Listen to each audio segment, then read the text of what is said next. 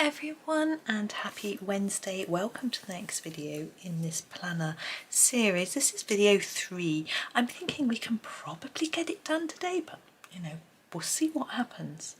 My first step is to look at our butterfly and smoke, I think. Let's come in closer to have a look at that. Let's pull that down. So the butterfly, we're going to do a little grey body. I'm going to use a grey we've already used. I think it quite often helps with the harmony of the page. So a greyish black, and I'm just going to fill that in really. It's very small. I would like to make the outside a little darker, but it's too tricky. So that's all I'm going to do. While I'm on the grey page, I'm going to grab the... Oh, someone just sneezed next door. The grey and do the smoke. I'm going to actually just sort of taper it off towards the edge. I know it looks magical, we've got these little magical dots, but I think I'm going to just keep it grey. The magical dots, we could do with something else. We could do them with a white pen if we colour over them with our sky. If I do any sky, I haven't decided if I'm actually going to do any sky. I am contemplating, which is something I would never normally do because it's sky, but leaving the background white. I'm just thinking about that in a minute, but we'll see what happens as I develop the rest of the page. The border I'm going to be doing next, and then I will think about the rest of the inside because I want to see how it's going to look, because I can't visualise, as I've said before about a billion times. So I need to colour it to see what it looks like. Let's do the butterfly's wings though. I am thinking we haven't got loads of blue, but do we want blue? Yes, let's turn to our blues. Let's use our lightest blue, which was this one, the bluish grey. And I'm going to, it might be tricky for you to see, just try and do it a little darker near the body and taper off to the tip of the butterfly. We're not worrying about doing anything too fancy here. Oops, there we go. Now I'm aware also when doing the key, I'm going to do our key in grey. You could do it in a silver pencil if you wish. There is one in the Caran d'Ache set, but I'm just going to block it in with the grey because it seems to fit with our colour scheme better, if you know what I mean. So top border next. Now I've had the idea that I'm going to silhouette all of the detail in black and then do behind in a different block colour. So it's going to be really plain. I think there's so much going on in here that I want it to be plain. I'm just going to come right out so we can see the whole thing. So I'm going to do the background colour first, and I'm going to use a blue because we haven't got a lot of blue in the picture. I think it will give it some balance. And then I'm going to do all the little details in black. Okay, now I'm going to pick a blue. I'm going to pick one of the blues I've used already. I'm not going to a darker blue, so it could either be the ultramarine, which I am not a fan of, or the indigo, which I think is too near to black. So I'm going to have to use the ultramarine, but I think it will work. So I'm not going to press down really hard. I'll show you. Oops. I feel like I'm a bit squiffy. So let's start up here. I'm just going to do this sort of thing. My hand is in an awkward position, I realise that. So I'm holding my pencil quite far up, and we're covering quite a lot of space in one movement. And I find that helps to give a more even, it's quite hard on the edge, a more even look to what we're doing. Got all sorts of things in the way. Okay, and if you can sort of keep it in the same direction, it will look a bit neater. I mean, I know we should really be doing a sort of round and round, type scumball action, which keeps it looking a bit better, but I find when I'm doing a big area it's much easier to do it this way, and I find it tends to end up looking reasonably even and not too liney. It's quite good for sky, because if you've got a few horizontal lines in your sky it looks fairly realistic. Now all the detail behind, as I say, is going to be blocked out in black, so it doesn't matter that this, so I don't want this to be really thick and dark, because I want the items to be dark.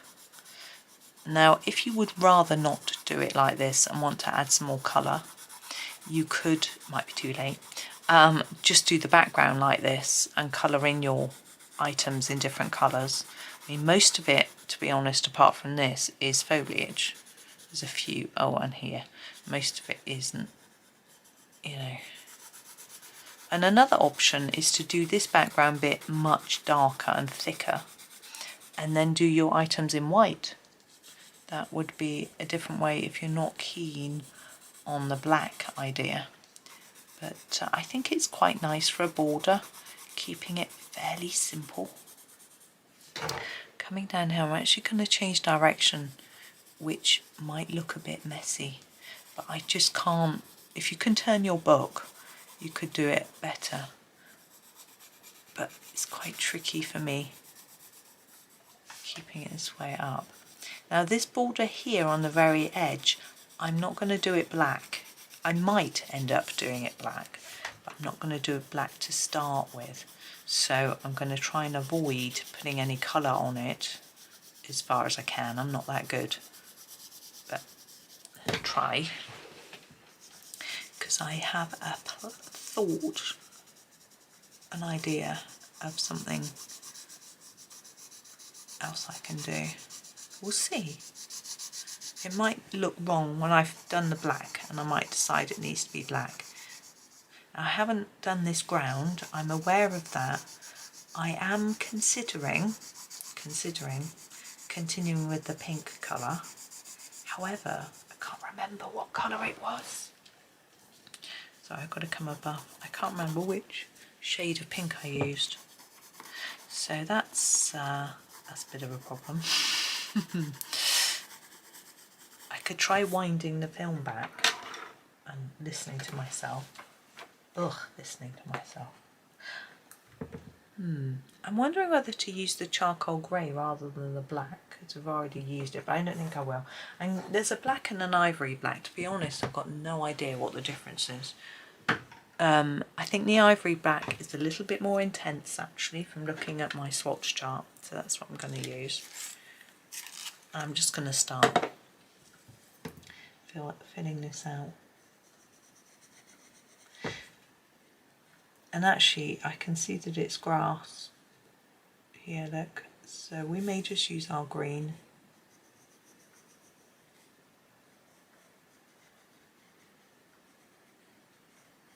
Now this is sort of slightly symmetrical in places, as far as I can tell, so you need to try and do it the same way for the same sort of bits. Making any sense? I hope so. So if you decide to fill all this in, you need to do it every time one like that occurs. I'm just going to do the outside and then decide.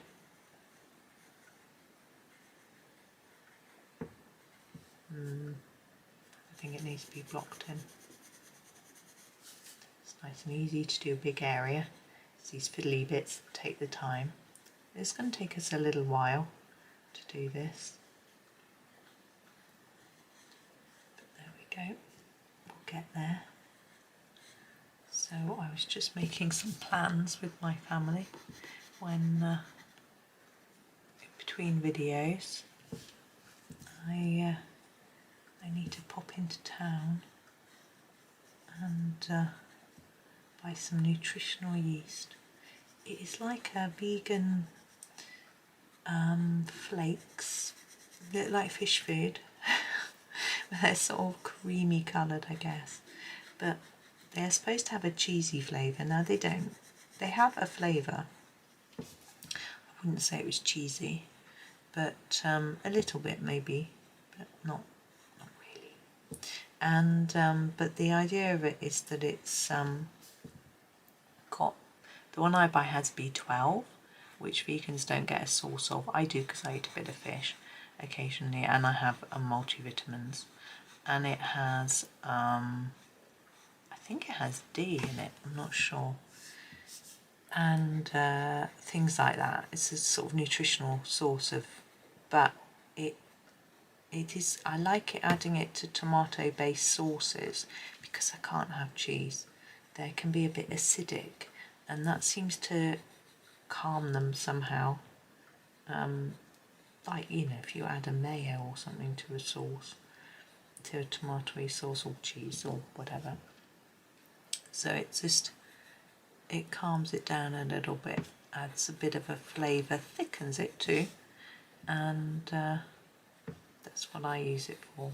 But a lot of vegans use it to make a cheese sauce. So if they would make like a white sauce and then add that to add what they would think was a cheesy flavour. But as I say, for me, I don't really feel it's that cheesy. But I need some of that. The supermarket didn't have any, so it'll give me a little excuse to go outside. Because sometimes, you know, it's lovely going out. I like it. But I have to sometimes force myself, if you know what I mean, give myself a reason. So, but it's nice because I would have finished this set of videos, and so I can know that I've done something work-wise, and so then I can go out, enjoy myself, have a nice walk, fresh air.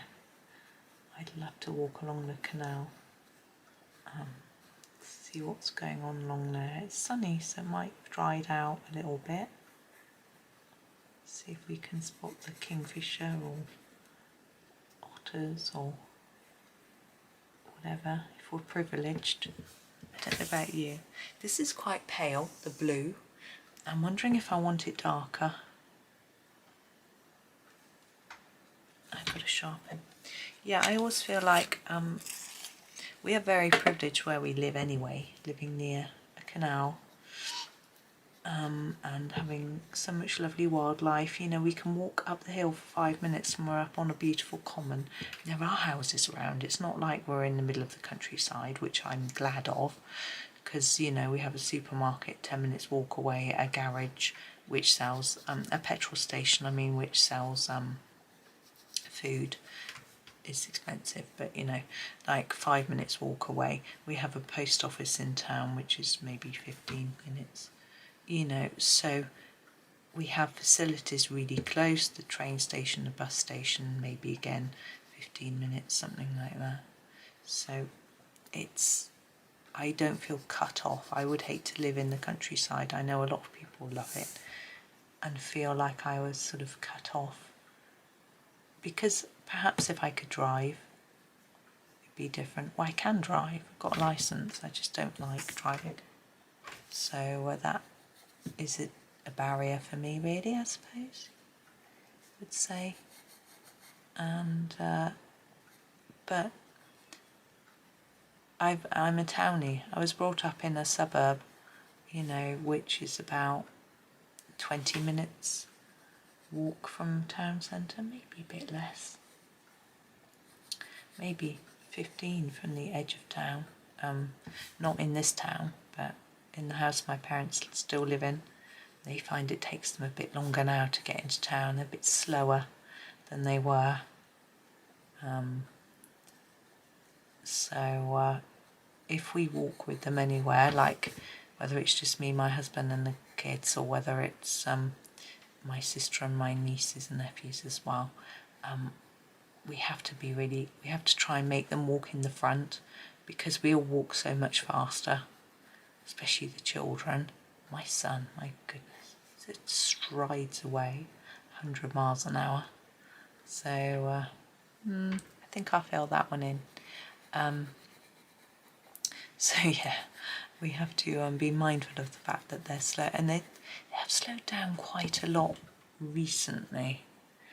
I'm not sure why. I think my dad's had a bit of a sore knee, and my mum's struggling with her energy levels a little bit. I think it might be to do with her diabetes. But so just slowing. Actually, my mum hadn't been going out so much for a while, so that probably didn't help. It affects your fitness, doesn't it? I even find that myself. If I haven't been out for a bit and then I nip to town here, like in our town centre is quite small, and I find that I can be out for, it takes like 15-20 minutes to get into the centre of town, and I can walk to town, go around quite a few shops and come home within an hour easily. You know, there's just so little to look at and do. We don't have very many big chain shops. We have Boots and Superdrug, and then we have lots of independent shops. We have like mobile phone shops and cafes and restaurants and charity shops, but we don't have big department stores. We don't have like Marks and Spencers, or actually a lot of the big department stores are closing down, which is our problem. We used to have Dorothy Perkins, which closed down. We used to have Bon Marché that closed down. We used to have a Clark's shoe shop that's closed down, a Shoe Zone which closed down. You know, it's quite tricky, everything closing. But I think it's because people are shopping online. Even our banks are all closed. But we've got quite a lot of little independent shops, which is nice. We have got some women's clothes shops. We've got a few shops also sell men's clothes. I'm going to sharpen again. These are teeny tiny, aren't they?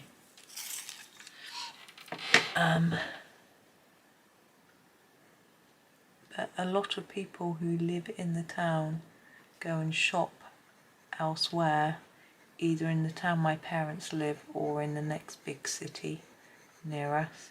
So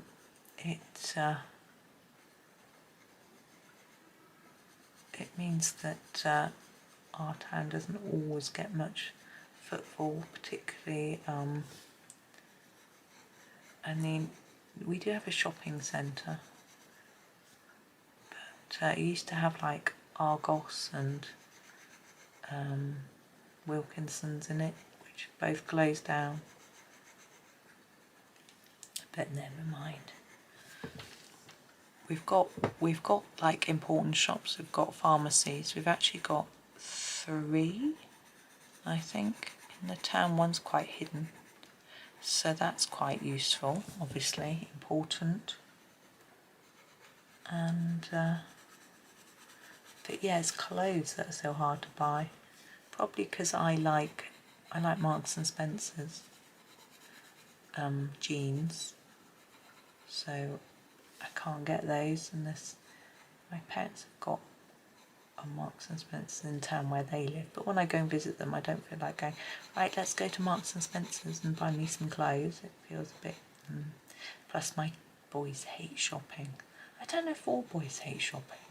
I really do. But because I often get my sister will go, why don't you why don't you boys ever go out shopping on their own? Because they don't like shopping, you know. One of my boys goes out, meets his friends a few times a year, but most of the time they just chat online. No, they're not always all together in the same place. With some of them at uni, they're finding times to meet up is quite tricky, so they often just chat online, and that's much easier for them. He's also got a new group of friends from uni. I don't think he'll be in touch with them over the holidays though. They'll all be seeing their old friends and stuff. But he's got a group of online friends. In fact, both boys have online friends that we chat to in various countries.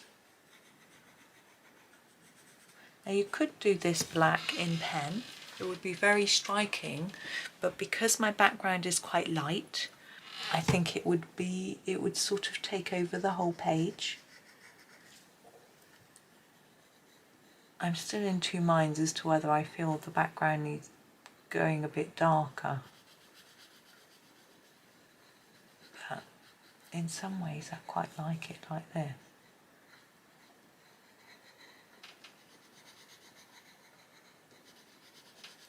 So it's quite relaxing doing this, just blocking in the colour and not having to choose colour, not having to shade or do anything like that. It's rather nice. Obviously you don't have to do it this way. You might want to do those things, you know, pick lots of colours, shade, etc. I just feel that it's a border. It should be drawing our attention into the middle, not drawing our attention away from the middle. That's just my feeling. You may not agree. But I do like the pictures that Jan does with borders. There's the one in, is it in Rooms of Wonder with the fish pulling a bottle and it's got a border. Some people have said they think the border doesn't go with the picture. I don't know if that matters, to be honest, because it's like a floral border with a underwater scene. But I just rather like the idea of having a border on a picture, and I thought it was rather sweet. I have actually before, on probably only one picture, it was a picture with a lot of blank space around it in Magical Jungle, and I used some washi tape to make a border myself. It was dead easy. You know, well, it was harder than I thought it was going to be, getting the right length of tape, sticking it on exactly in the right place, that sort of thing. And then I coloured my page using the colours from the washi tape. So that was fun. A bit different. Bit of an idea for you. I think the washi tape was like, it was pink and orange and yellow and green, so almost neon colours. It was a really different sort of colour palette to what I would normally use, but it certainly stretched me, which is always good, I think, to try something new every so often. And as much as it's good to keep practicing certain things so that you can perfect them, it helps your creativity, I think, if you try new things from time to time as well. Right. Okay, I'm going to leave that there. Now we've got the border, the little thin border. I'm going to do that in one of our pinky purple colours. Let's just find that. Yes, probably this one, the purplish red. Okay, so across the top, I can do this curved bit first.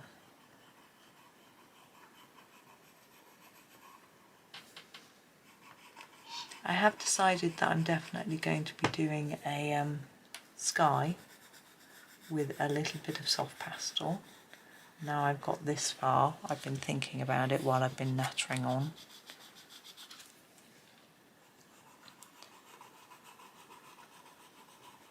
So I'm just blocking this in really, trying to, anyway, my eyes are going a bit double vision-y again. I think get a bit tired. I think because the room is dark, because I've had to close the blind because of the sun, and the lamp is making this page particularly bright compared to everything else in the room. My eyes get a bit upset. I really want to block this in fairly hard, do quite a few layers, but I can't actually see whether I'm in the lines or not. As I say, my eyes are getting a bit weird, so I'm doing my best.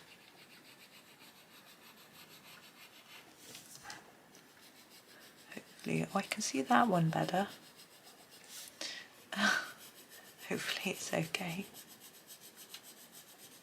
Quite fast, aren't I?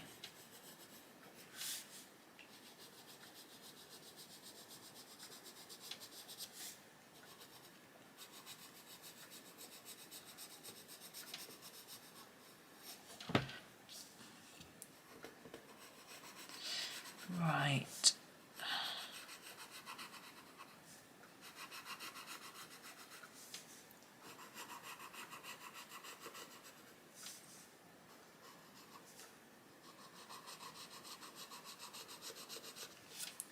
nearly there.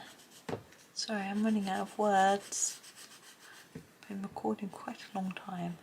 Right, grass bit. I'm going to just use the lighter green that we used before, the bluish green. Let's put it up a little bit, and I'm going to just go like this. Do it quite lightly.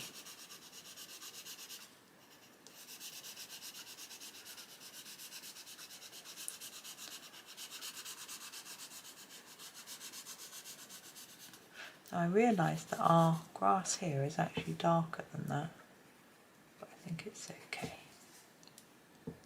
Just do those little bits in that colour. Just going to go back over it.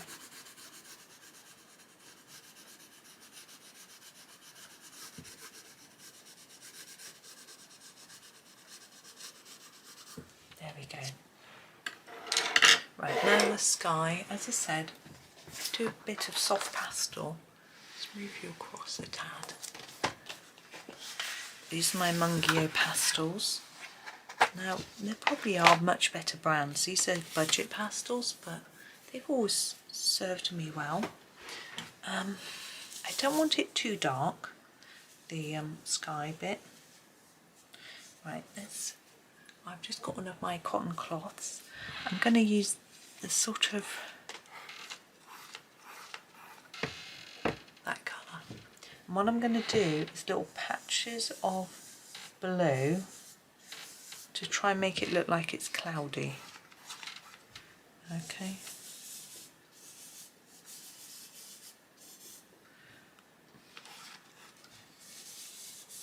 Now, think about the shape of clouds a little bit. Clouds are rounded, so you don't want to do your blue rounded because the cloud is rounded, so you sort of want to do your blue to leave a sort of rounded shape, but clouds aren't really rounded. They can be any sort of shape. Now I'm sort of just going over everything and hoping that, you know, it's just a little touch and here and there, and it won't hurt if it goes over the top. I'm avoiding the white on the mushroom. There we go.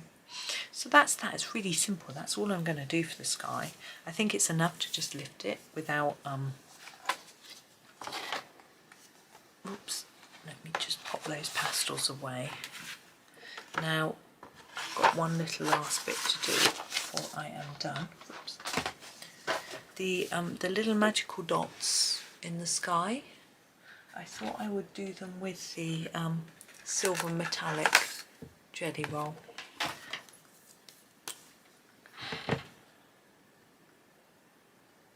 Now you might want to lean on a piece of paper here because I'm leaning on top of the pastel, but I'm not. I'm leaning on the painful ring thing. There we go. You might want to do a bit around the edge of the smoke as well. I think what I do is this smoke's got dots on, so I think I'll do those dots. I don't know if you can see, but I'm gonna carry on along. I need to hold the page down, that's my problem. All the way around. And actually I'm gonna do dots on all of them.